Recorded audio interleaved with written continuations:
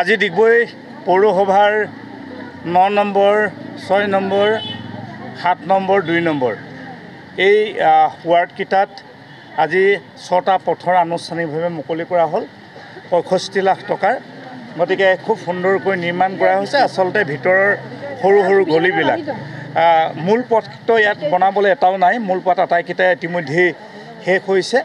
আমাৰ ক'ৰবাত 5 ঘৰ 6 ঘৰ 10 ঘৰ এনেকৈ আছে, কিন্তু ভিতৰৰ সৰু ঠেক গলিবিলাক নিৰ্মাণ কৰা হৈছে আৰু ৰাইজে অত্যন্ত সুখী। আৰু বিশেষকৈ মই মাননীয় মুখ্যমন্ত্ৰী ডক্টৰ হিমন্ত বিশ্ব শৰ্মা ডাঙৰীয়াক আমি ধন্যবাদ দিছোঁ।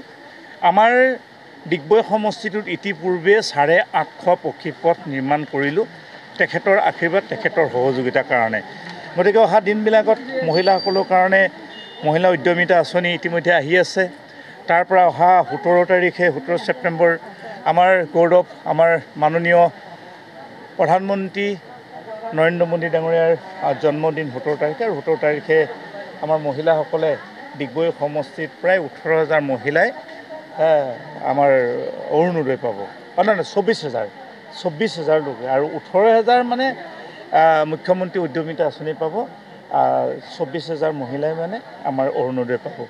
গতিকে বাটপথ আমি 90% নিৰ্মাণ কৰিছোঁ।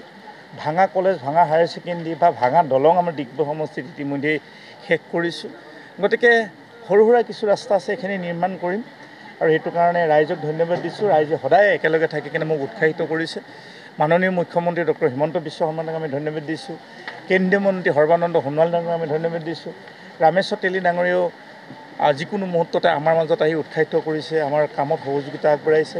তাতোকৈ ডাঙৰ কথা, মোৰ দলীয় যিসকল কাৰ্যকৰ্তা আছে আৰু সাংবাদিক বন্ধুসকলে মোক প্ৰতিটো মুহূৰ্ততে যিখিনি ৰাইজৰ মনৰ কথা, ৰাইজৰ সমস্যাখিনি মোক অৱগত কৰিছে, তেখেতসকলে তথ্য আকাৰে মানে প্ৰকাশ কৰিছে। তাৰ কাৰণে মই বিশেষভাৱে সাংবাদিক বন্ধুসকলক মই ধন্যবাদ দিছোঁ। আৰু অহা দিনবিলাকত যিমান দিন সমাজখনত থাকিম, আমাৰ সমষ্টিত থাকিম বা অঞ্চলবিলাকৰ মানুহৰ সৈতে সদায় নিস্বাৰ্থভাৱে কাম কৰিছোঁ, এই কথাখিনি ক'লোঁ। Thank U. B+NE সদায় সঠিকৰ সন্ধানত।